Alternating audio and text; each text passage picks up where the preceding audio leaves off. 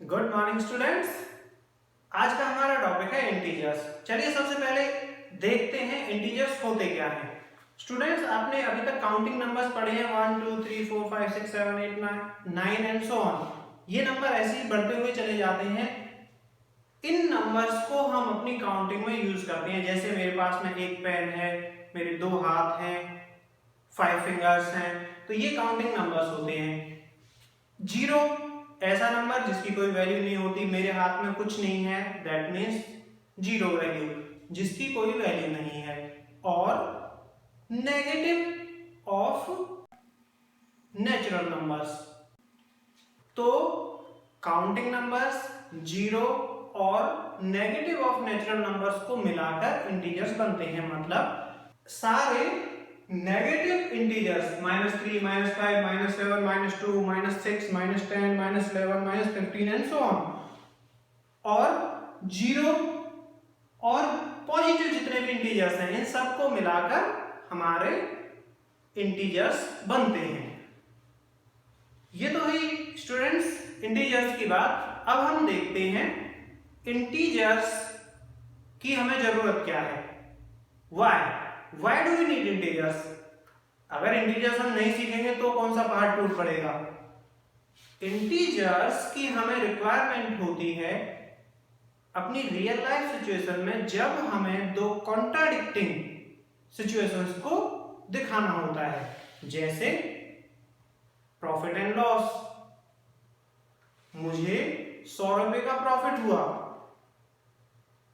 आपको 100 रुपए का लॉस हुआ।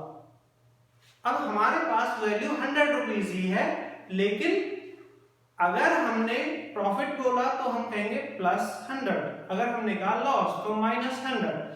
तो नेगेटिव इंटीजर ने जो सिचुएशन थी उसको मैथमेटिकली क्लियर कर दिया। इसी तरह से दूसरा एग्जांपल है, आप ग्राउंड पर खड़े हुए हो, यहां से ऊपर जो हाइट है उसको हम पॉजिटिव इंटीजर से बताएंगे, यहां से नीचे जो गहराई है उसको हम नेगेटिव इंटीजर से कहेंगे। It means height is represented by positive integer and depth is represented by negative integer. इसका बहुत ज्यादा use above sea level and below sea level किया जाता है। समुद्र तल से ऊंचाई और समुद्र तल से गहराई, इसका बहुत यूज किया जाता है। एक और एग्जांपल स्टूडेंट्स देखते हैं, डिक्रीज एंड इंक्रीज। आपकी मम्मी सब्जी खरीद के लाई, आपने पेमेंट किया, इट मींस आपके पास से पैसे गए। आपके पापा जॉब करते हैं, उनको सैलरी मिली, आपके घर में पैसे आए, तो जब आपके पास पैसे आए तो आपके पास पैसे इंक्रीज हुए, that is represented by positive integer. जब आपने खर्च किया तो उसको हम रिप्रेजेंट करेंगे नेगेटिव इंटीजर से। तो मैथमेटिकली चीजों को समझने के लिए, एक्सप्रेस करने के लिए आपको इंटीजर्स को समझना बहुत ही जरूरी है। आइए स्टूडेंट्स, अब देखते हैं इंटीजर्स को नंबर लाइन पर कैसे रिप्रेजेंट किया जाता है, या इंटीजर्स को कैसे रिप्रेजेंट किया जाता है। मैंने आपको बताया था नेगेटिव सिंबल के साथ में अगर नेचुरल नंबर्स को, होल नंबर्स को लिख दिया जाता है तो उन सबको मिलाकर इंटीजर्स बन जाते हैं। तो स्टूडेंट्स, नेगेटिव इंटीजर लिखने के लिए उसके साथ में नेगेटिव साइन लगाया जाता है। जैसा आप यहां पर देख सकते हैं, -1, -2, -3, -4, -5। नेगेटिव इंटीजर शो करने के लिए उनके साथ नेगेटिव सिंबल को यूज किया जाता है। पॉजिटिव इंटीजर्स के लिए उनके साथ में पॉजिटिव साइन लगाने की जरूरत नहीं होती है, ये अपने आप में अंडरस्टूड होता है। अगर हमने कोई साइन नहीं लगाया है, इट मींस वो पॉजिटिव इंटीजर है। Zero neither positive nor negative, ऐसा इंटीजर है जो ना पॉजिटिव होता है ना ही नेगेटिव होता है। चलिए स्टूडेंट्स, इंटीजर्स को किस तरह से अरेंज किया जाता है इंक्रीजिंग ऑर्डर में, डिक्रीजिंग ऑर्डर में, ये हम नंबर लाइन की हेल्प से देखेंगे। मैंने कुछ एग्जांपल्स लिए यहाँ पे स्टूडेंट्स, 2, -5, -9, 1, 6, -3 एंड 5। सबसे पहले हम 2 को रिप्रेजेंट करेंगे नंबर लाइन पर। 2 is here, -5 is here, -9 is here, 1 is here, 6 is here, -3 is here, 5 is here। तो स्टूडेंट्स यहीं पर नंबर लाइन को भी देखते हैं हम कि नंबर लाइन क्या है और इस पर हम कैसे काम करते हैं। स्टूडेंट नंबर लाइन एक लाइन होती है जिस पर हम नंबर्स को इक्वल डिस्टेंस पर मार्क करते हैं। यहां पे आप 2 एरो मार्क्स देख सकते हैं,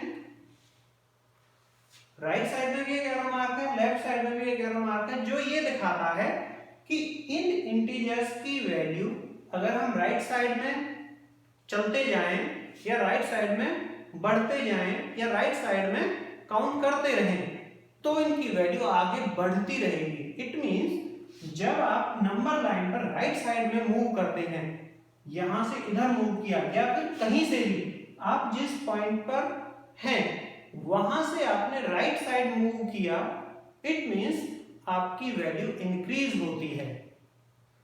अगर आपने नंबर लाइन पर लेफ्ट साइड में मूव किया, जहां पर भी आप हैं, हम 5 पर हैं और हमने 5 से 0 पे मूव किया, तो आप देख सकते हैं 5 से 0 पे आने में हमारी वैल्यू कम हो गई है। मतलब नंबर लाइन पर जब हम राइट साइड मूव करते हैं हमारी वैल्यू इंक्रीज करती है, और नंबर लाइन पर जब हम लेफ्ट में मूव करते हैं हमारी वैल्यू डिक्रीज होती चली जाती है। तो स्टूडेंट्स 2 एरो मार्क्स शो करते हैं कि ये नंबर लाइन इनफाइनाइट तक बढ़ती रहेगी, यानी कि कोई सबसे बड़ा नंबर नहीं है और कोई सबसे छोटा इंटीजर नहीं है। आप ये नहीं कह सकते कि ये सबसे छोटा इंटीजर है, ये सबसे बड़ा नंबर है, ऐसे नहीं होता है। सबसे बड़ा इंटीजर और सबसे छोटा इंटीजर पॉसिबल नहीं है। नंबर लाइन को इसीलिए एरो मार्क से डिनोट किया जाता है कि उसकी वैल्यू इंक्रीजिंग है या डिक्रीजिंग है। तो स्टूडेंट हमारे एग्जांपल में हम देखते हैं, अब मैंने बताया था लेफ्ट में वैल्यू कम होगी, राइट में वैल्यू ज्यादा होगी। तो हम देख सकते हैं -9, जितने एग्जांपल्स हमने लिखे हैं उनमें -9 सबसे लेफ्ट में है, तो -9 की वैल्यू सबसे कम है। -9 के बाद जो दूसरी वैल्यू कम है वो -5 है, उससे बड़ा -3 है, उससे बड़ा हमारे इंटीजर्स में 1 है, फिर 2 है, फिर 5 है, फिर 6 है। तो स्टूडेंट्स आप देख सकते हैं -9 is less than -5, is less than -3, is less than 1, is less than 2, is less than 5, is less than 6। 6 number line पर हमारे एग्जांपल में सबसे राइट साइड में था, तो 6 सबसे बड़ा नंबर है इन सभी में। तो इसी तरह से स्टूडेंट्स इंटीजर्स को असेंडिंग या डिसेंडिंग ऑर्डर में अरेंज किया जाता है। चलिए स्टूडेंट्स देखते हैं इंटीजर्स की एब्सोल्यूट वैल्यू क्या होती है। इंटीजर में 2 चीजें होती हैं, साइन एंड वैल्यू। चलिए देखते हैं। जैसे मैंने यहां पे एक नंबर लाइन ड्रॉ की हुई है, इसमें आप इंटीजर्स देख पा रहे हैं। -2, minus is the sign and 2 is the value, absolute value.